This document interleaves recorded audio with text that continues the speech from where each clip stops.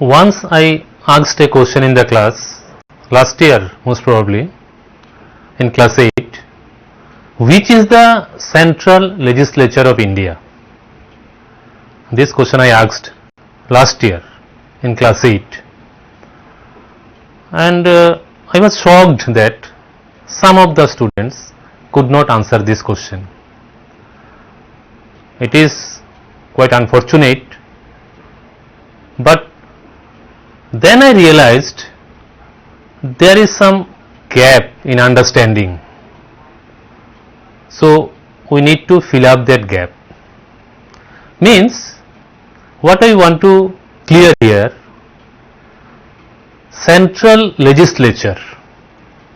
The term legislature may not be clear enough to all the students. That was my realization.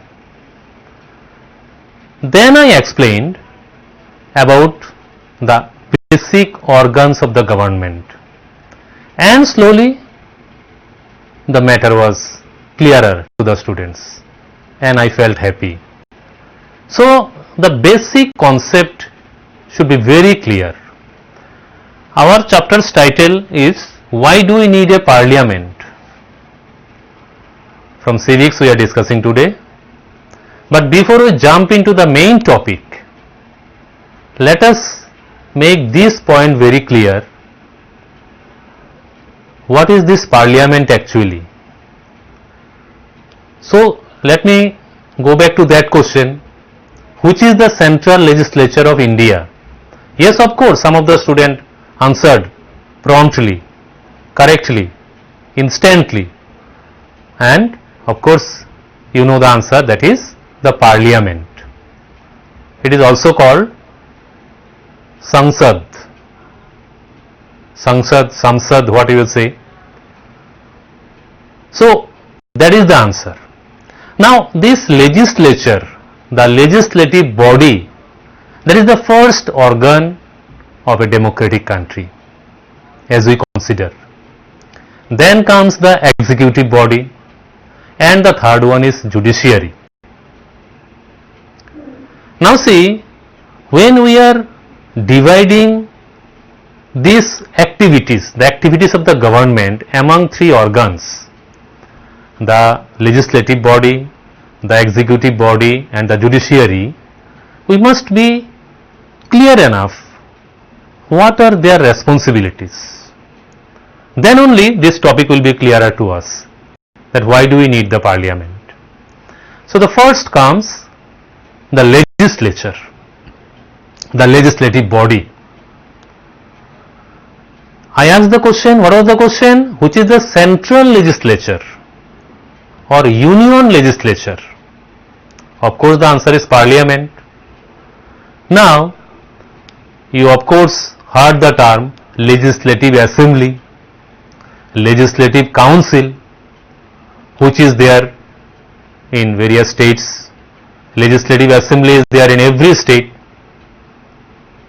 and in few states there are legislative council also. The states which are having bicameral legislature, two houses are there. In the state legislature there is legislative council as well as the legislative assembly. In our state also there is one legislative assembly where the ministers and the opposition party MLAs sit over there. They discuss about the future planning, activities of the government, next action plan, welfare activities, regarding all the decisions are taken over there in the legislative assembly. Now similarly, for the whole nation there is the central legislature, that is the parliament, where the decisions are taken for the upcoming activities. That is the parliament. So if we consider about their functioning of the legislative body, specifically about the central legislature, what are its function? Yes, of course we will go in detail about that, but before that, in short, let me tell you, parliament is there to form the central government then to run the administration, to control, guide and to inform the government, and of course last but not the least, that is law making. The name itself, legislature, suggests its function, that is law making function, law making activities. We will discuss in detail in the later part, but as I was telling, the basic concept should be very clear. So the three main organs of a democratic government we have found now: the legislature, the executive and the judiciary. So what is the function of the executive? The legislative body we have seen, what are the functions? In general, it is not about only India or any other country. In general, for any democratic country, legislative body does these functions. The second comes the executive body. The execution for the fulfillment of the dream, aspirations of the people, the laws which are made in the legislative body, those are to be implemented for the public welfare, for the developmental activities of the nation as well. So executive body works according to the decisions taken in the legislative body. And the third one, judiciary. Which are the organs involved under the judiciary? The highest court, that is the Supreme Court for our country. It is also called the Apex Appellate Court, then High Court, then other subdivisional magistrates court, and all these things are there. So these are the three basic organs of a government: the legislative body, the executive and the judiciary. We are concentrating on the first one today, that is the parliament for our country. Now some other part here. What are the, see, when we are talking about different forms of government, what are these different forms of government found around the world? Let us see that part also. So it will be more specific, more clear to you. It will be clearer to you. I hope so. There are various forms of government around the world. The first one is one kind, rather we say, the parliamentary form of government. Then there is presidential form of government. The other type of classification is there. Those are called unitary form of government and federal form of government. What is parliamentary form of government? How the administration run in a parliamentary form of government? A country where there is parliamentary form of government, how administration is running over there, or how it is formed? The first thing is that the whole country is divided into certain electoral constituencies. More specifically, we can say these are the political divisions of a country. Let us take the example of our country, our state Tripura. There are two constituencies for our state in the Lok Sabha: the East Tripura and West Tripura. Similarly, the other states are divided. Larger the state, more the seats. That is the system. So accordingly, the whole nation is divided into certain parliamentary constituencies. And for each and every constituency, all the political parties send their representatives to contest in the election. Now among those candidates, one candidate will get the majority number of votes and will be considered as the winner from particularly that constituency.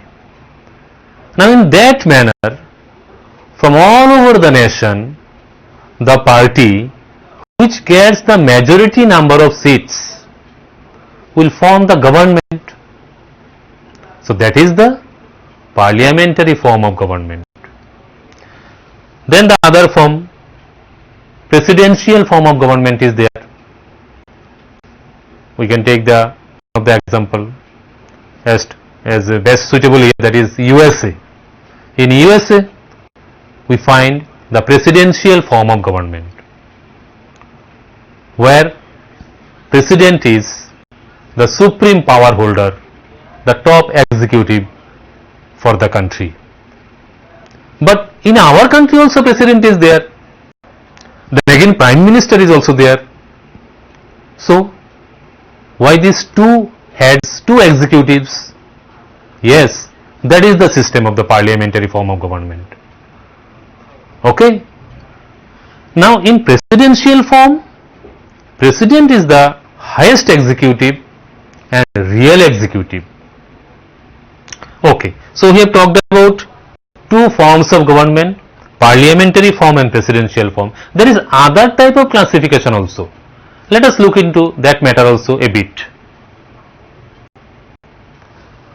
These other forms are unitary form of government and federal form of government. What is unitary form of government?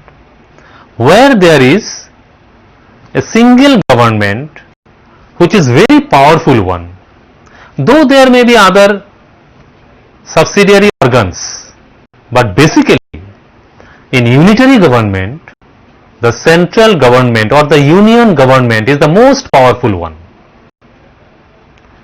Now what is the other form? The federal form of government. In federal form of government, basically we find two levels of government. The union government or the central government, and there are state governments in all the states. The regional administrative bodies. There may be other levels also. Say for example, in our country there is Panchayati Raj system is there. So where there are various levels found in the administration, that one we call the federal system of government. So we have seen different types of classification. Why we are discussing this? So that we can go more specific for our chapter, that is why do we need a parliament. Now the question is, among all these different forms of government, why India has opted for the parliamentary form of government? Let us see this one. Why India has opted for the parliamentary form of government? One simple answer for this is that our nation builders found it more democratic. If we want to answer in one word that why India has opted for the parliamentary form, it is better to say that it is more democratic than the other form of government. And another important thing, our country was ruled by British, and there is the parliamentary form of government. So the legacy continues quite a bit here also. That is the point. We must remember one thing. There is the long and tiresome, troublesome, hard freedom struggle continued in our country for a long period of time. And people did not forget about those legends, those who have laid down their lives for the sake of freedom. And our leaders were confident enough about the people's choice. They realized that, yes, our people are well acquainted with the situation, that what type of ruler they want actually. Our leaders were confident enough about the people's choice because they have suffered a lot. Our forefathers, ancestors, they have suffered a lot under the British rule. Millions of people were tortured, thousands and thousands were killed brutally. Brutally they were tortured, they were imprisoned, and lot many events took place that you are studying in history. In class 8 you are studying about the Indian freedom struggle. So people did not forget about the harsh nature of the British government.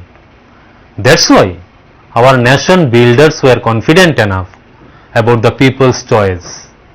Okay, now the time has come that people will choose their representatives. Who will run the country?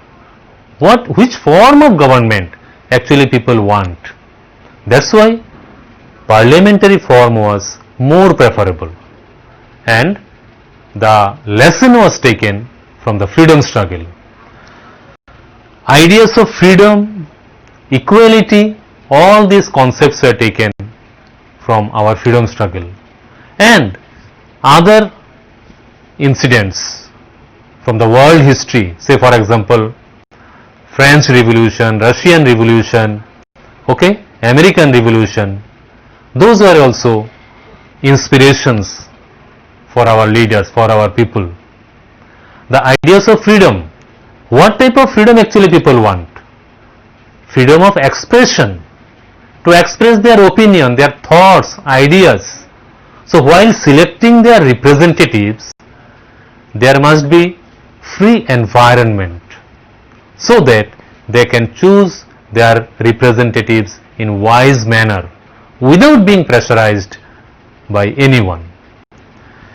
And the concept of equality, yes, of course you know, the method of universal adult franchisee was adopted, and we can really feel proud. You know why? Because from the very first election, the first general election, all the adults, that time the voting age was 21 years. So from the first general election, all the adult Indians, irrespective of male or female, Hindu or Muslim, rich or poor, a laborer or industrialist, whoever it is, anyone who was 21 years that time, now the voting age is 18 years, all of you know. So the method of universal adult franchise adopted in our country from the very beginning, from the very first general election. So we can really feel proud as we are the Indians. Many other countries could not adopt this. It was not possible for them to provide voting right to all the sections of the society. Even in developed countries also, women did not get the voting right initially. They struggled for it, and later on they got it. But we stand unique in this position because there was no discrimination on the basis of gender or religion or economic status, social position, whatever it is.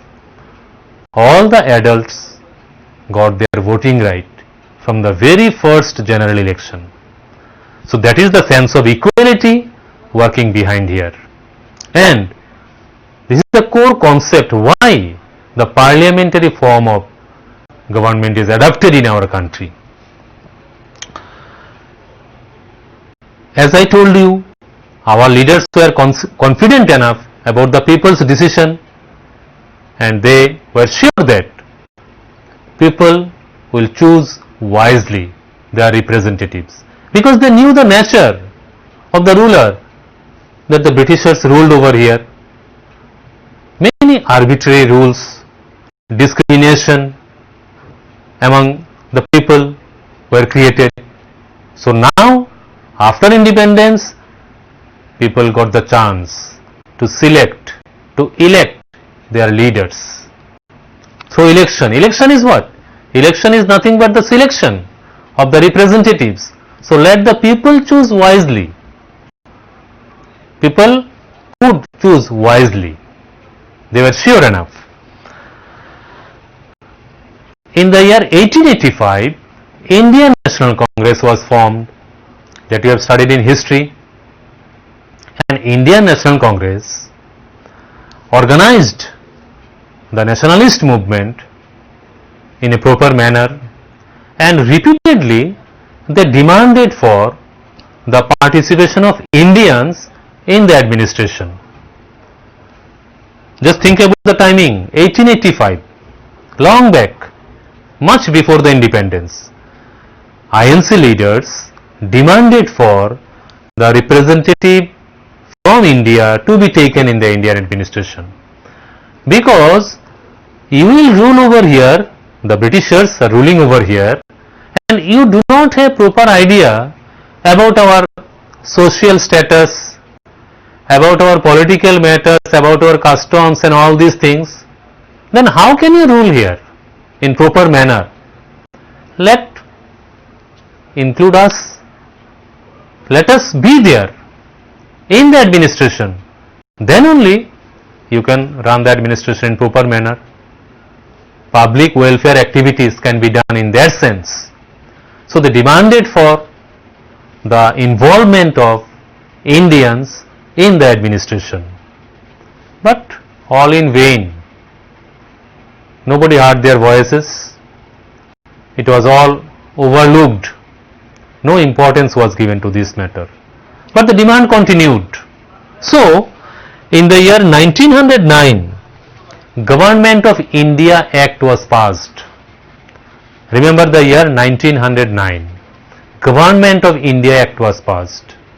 And by that act, few Indians were included in the administration. Remember, only a few. So, in the vast majority of the Britishers in the legislative body, the voice of the Indians, few Indians, was not heard at all. So, our expectation about the welfare of our country was all in vain. And gradually, we stepped towards the freedom.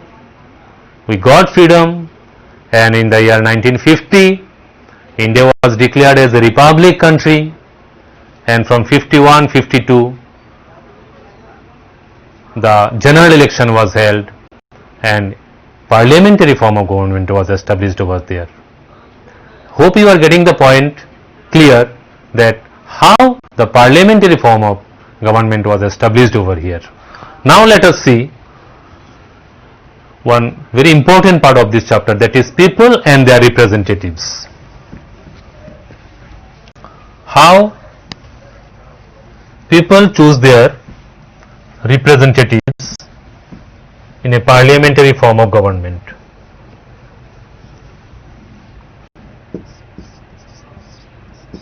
People and their representatives.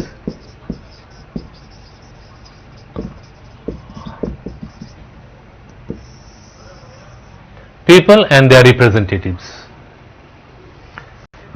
First thing, in the parliamentary form of government, the total country has to be divided into electoral constituencies.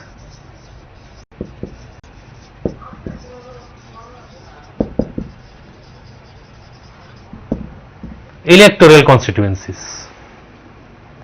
What are these electoral constituencies? These are nothing but the political divisions of a country. From each political division, from each electoral constituency, one candidate will get the majority number of votes and will be considered as the winner. Because in all the constituencies, almost all the political parties send their representatives to contest in the election. And when the election is over, after the counting, it is found that the representative of one political party has got the majority number of seats and he is declared as the winner.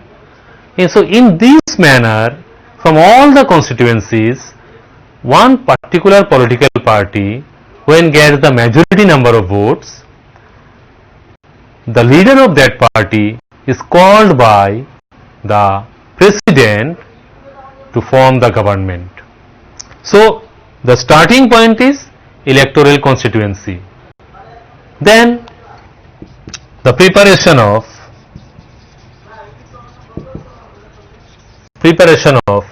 electoral roll. Electoral roll, or the voters list, you can call voters list. Earlier the voting age was 21 years, I told you. At present the voting age is 18 years. So region wise the voter list is prepared, who will be casting vote in the election. So it's a big job, preparation of the electoral roll, division of the constituency, then the conduction of the election. Huge number of people, officials are engaged for the conduction of election. Then after the conduction of election, counting,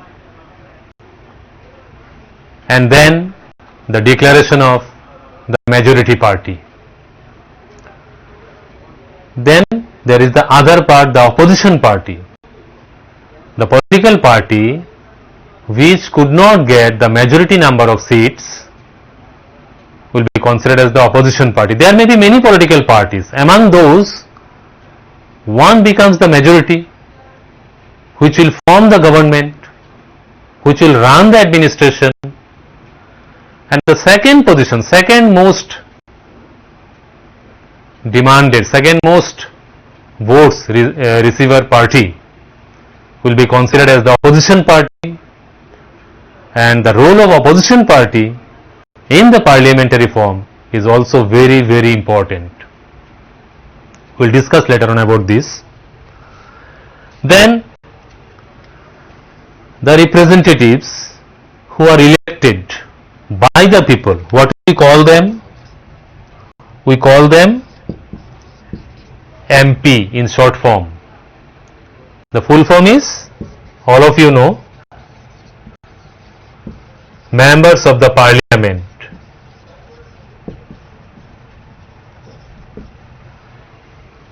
MP, members of the parliament.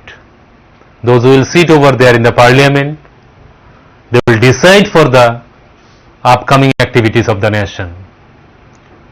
The welfare activities, the developmental plans, it may be regarding health or education, any issue. All those are discussed thoroughly in the parliament. New laws are made over there, according to which the executive body works and the nation progresses. That way it continues. So the MPs are elected, but we have to remember that the majority party, yes, of course they are for running the administration, and the other party, other winning MPs are also there in the parliament. They are there in the parliament to find out the shortcomings of the government. In that sense, they are also playing very important role in favor of the public welfare. I hope you got the point. Now, another very important part of this chapter we shall see, that is the composition of the Indian Parliament. This is very, very important and very interesting also, very easy also, very easy, you can understand this one. The composition. First only, the first position here holds by the President.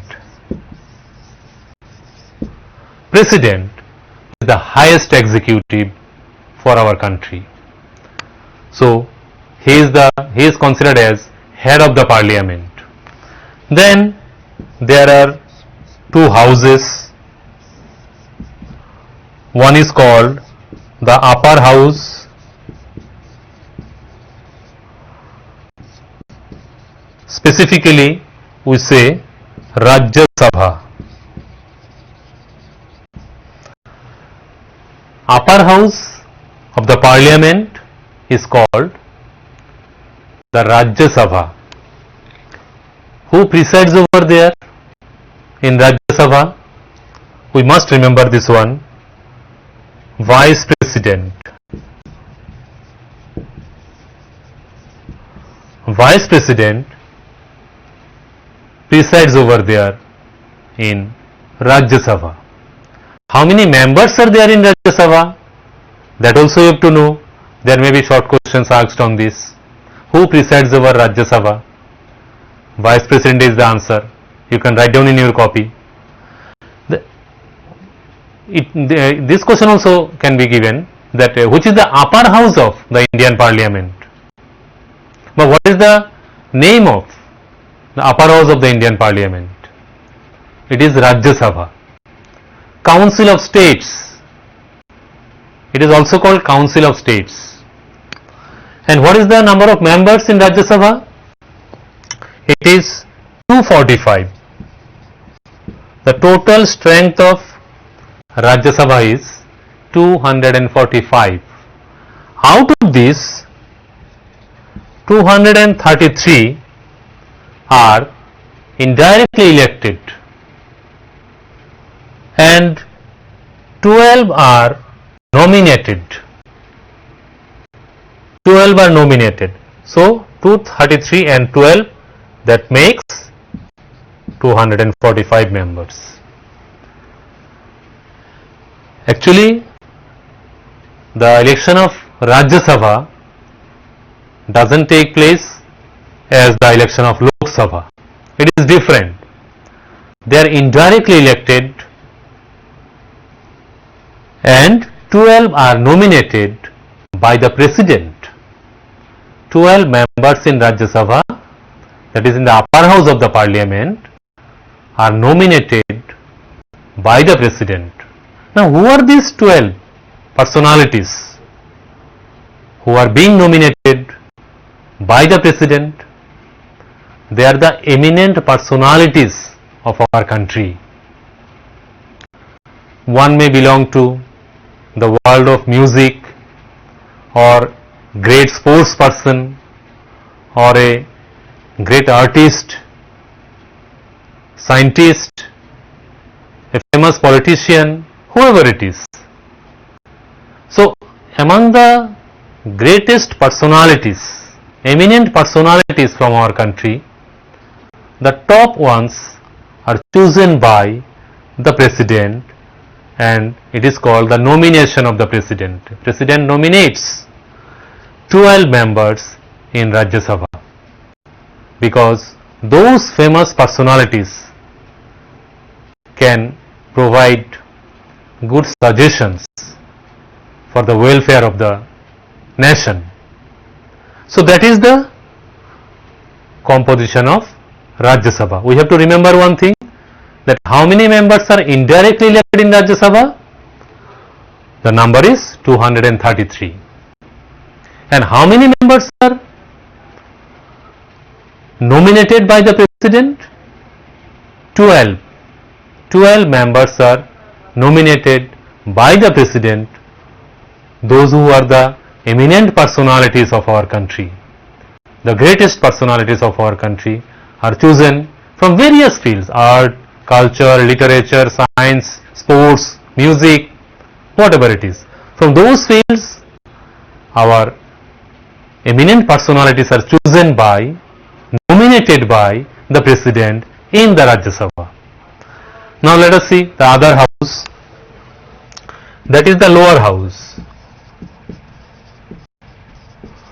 Lower house of the Indian Parliament. What is the name? Of course you know, it is called Lok Sabha. Lok Sabha, House of People. House of People it is also called. Who presides over there? Who is the head while conducting the business of Lok Sabha? Activities, sessions of Lok Sabha? Yes, of course you know, the Speaker. The Speaker presides over the Lok Sabha.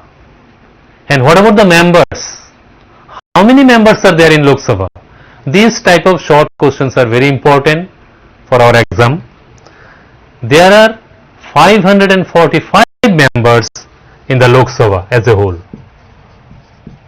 In total there are 545 members in Lok Sabha.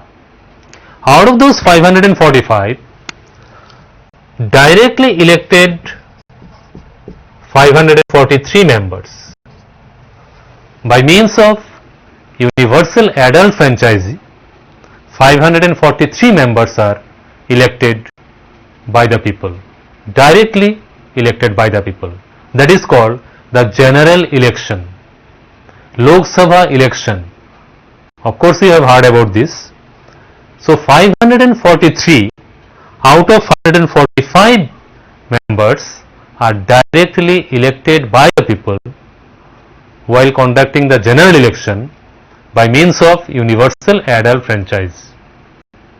Then the rest two are nominated by the president from the Anglo-Indian community if he thinks that there is not enough representation from the community. So that is the composition of lower house, and the name is Lok Sabha. Who presides over there? The speaker. We must remember that speaker is the head of the Lok Sabha. All the sessions are monitored by him. Who will be on the floor? Which minister, which MP will speak, when, and what are the issues will be discussed? These are first monitored by the speaker.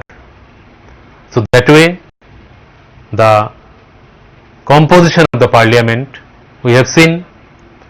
Hope the point is clear to you. Now we shall go to the very important part of this chapter, that is the functions of the Indian Parliament. Hope you have written these short questions from here, I hope so. Now we shall discuss about the functions of the Indian Parliament. What are the major functions of the Indian Parliament?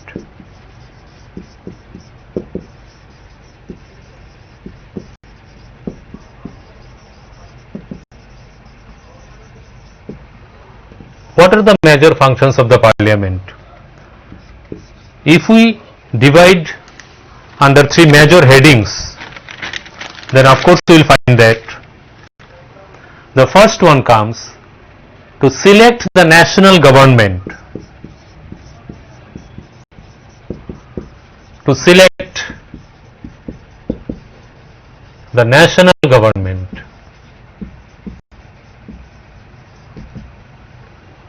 This is considered as the first and foremost function of the Parliament. We shall discuss later. Just in brief we are writing now. The second one is to control, guide and to inform the government. To control, guide and inform the government. And the third one is making laws. Making laws. Legislature, central legislature, the term itself suggests its function, making laws. So, under these three broad headings, we will discuss about the functions of the Indian Parliament. Let us take the first one, to select the national government. Now, how this selection is done?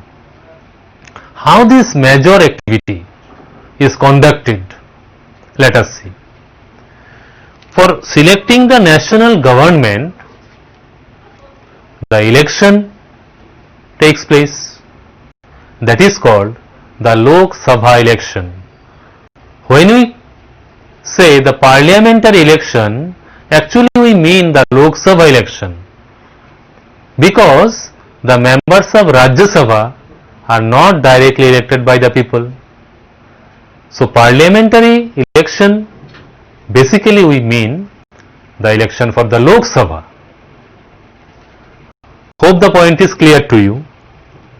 So for conducting election, the whole nation is divided into several constituencies, electoral constituencies. What are these? these constituencies are nothing but the political divisions of a country. And for each constituency, the political parties represent their representatives, send their representatives to contest in the election, and among the contesting candidates, one member gets the majority number of votes and is declared as the winner.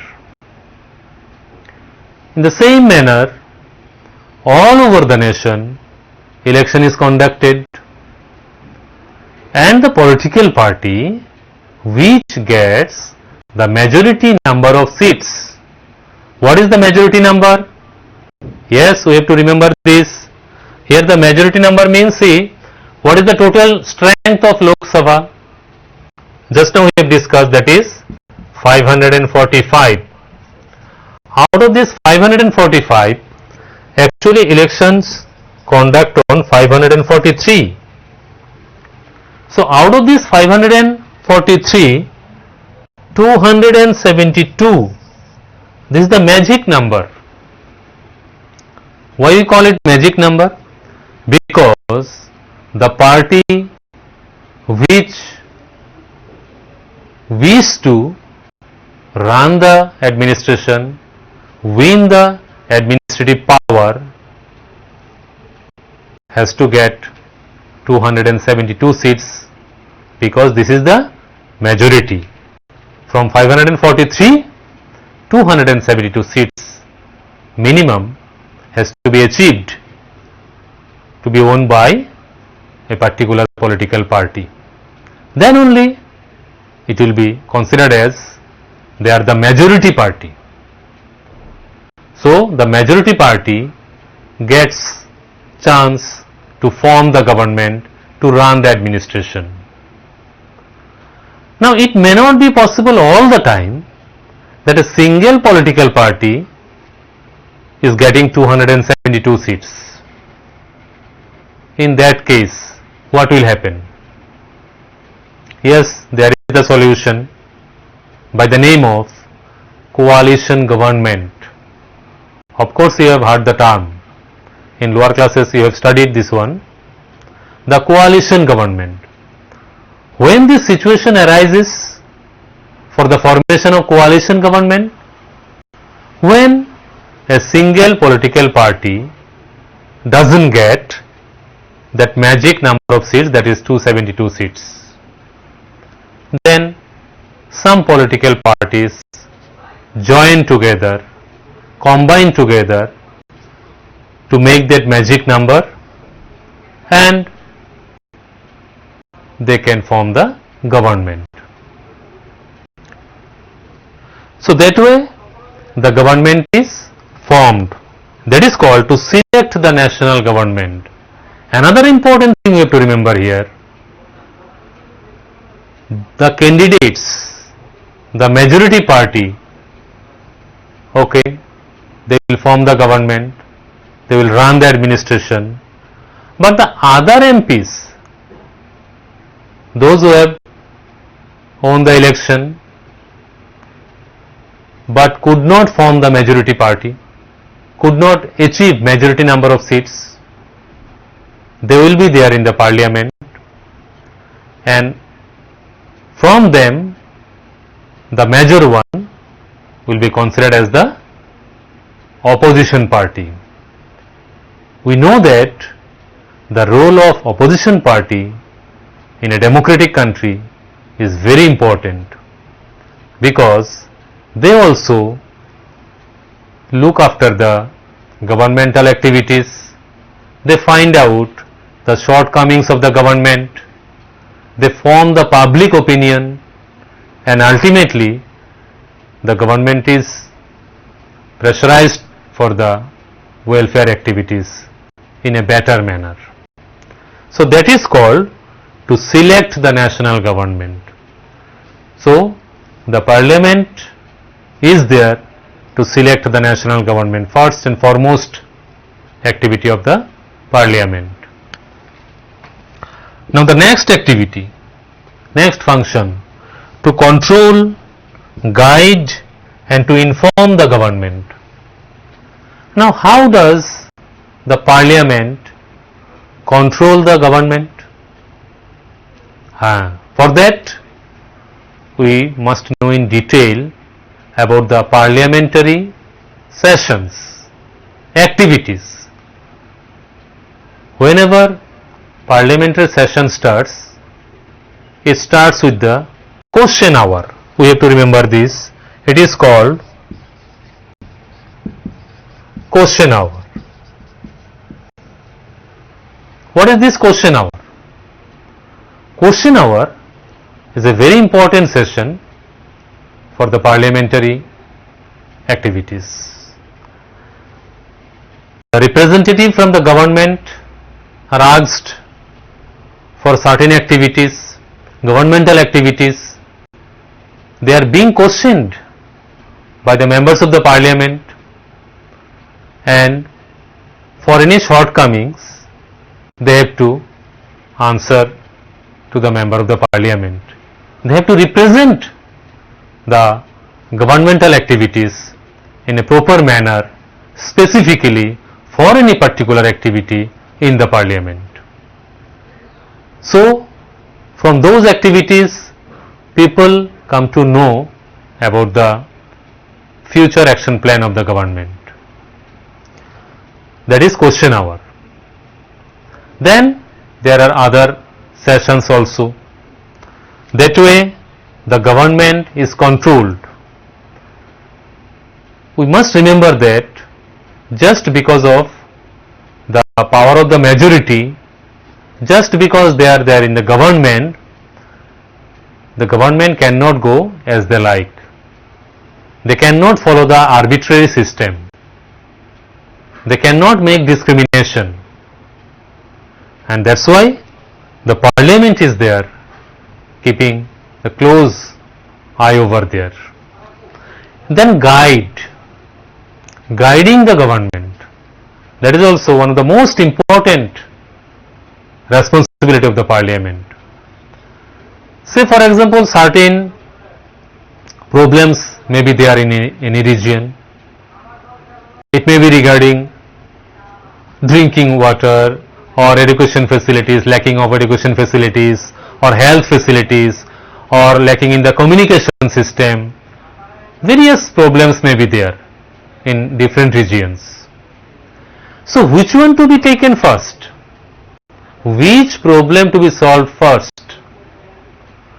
That is being suggested by the members of the Parliament, and accordingly the future action plan is made and the government is guided properly by the Parliament. That way the public welfare is done in an extensive manner. To arrange the activities according to the necessities, which one to be done on the earliest basis? If there is shortage of drinking water somewhere and there is suppose lacking of education facilities, so the drinking water problem of the drinking water should be solved first, because that is the basic necessity of the people. So that way the government is guided. And to inform, now see, the representatives of the Parliament, they are representing their particular region, own region, their constituency. An MP who is elected from a constituency, he knows better what are the situations over there in his constituency, what are the drawbacks over there, what are the problems facing by the people in his constituency. So he will inform the government about the requirements of his constituency. The action plan will be arranged in sequence on the earliest basis, in the sequential order, means which one to be done first, which problem to be solved first. Accordingly the representatives from each and every constituency, that is the MPs, inform the government. So, the governmental future activities, action plan can be framed in proper manner, so that the extensive public welfare is possible. That is, to control, guide and inform the government. And the third one, making laws. Actually, there is detailed discussion on making laws in the later chapters. In this chapter, very little discussion is there about making laws, but we should know how the laws are made in the parliament.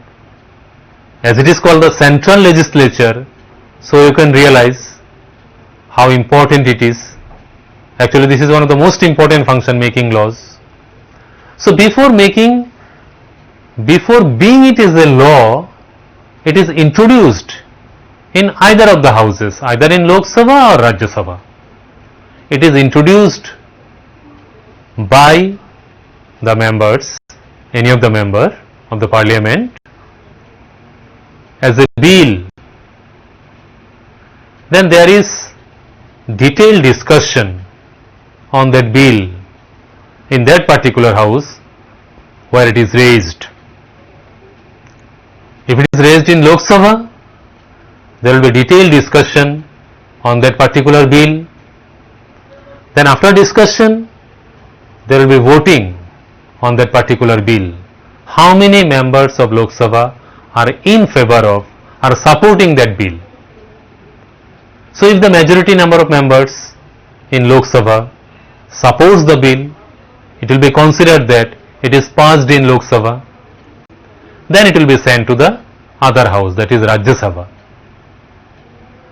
Again, the discussion will continue over there, but a particular period is given to the Rajya Sabha for discussion and voting and all.